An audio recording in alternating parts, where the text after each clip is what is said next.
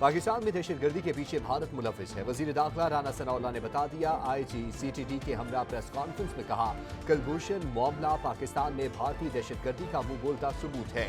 मामले पर अक़वाम मुत्तहिदा से रुजू करेंगे।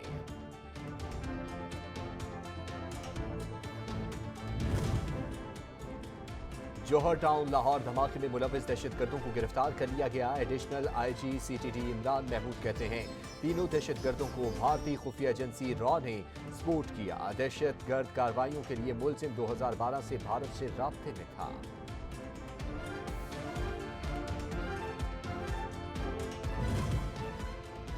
रेकोडिक पर कानून साजी पर एतमाद में न लेने की शिकायत। मौलाना फजल रहमान और अख्तर मेंगल ने तहफ़्फ़ुज़ात का इजहार कर दिया।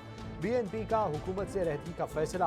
अख्तर मेंगल ने पार्टी का मुशावरती इजलास 15 दिसंबर को तलब कर दिया।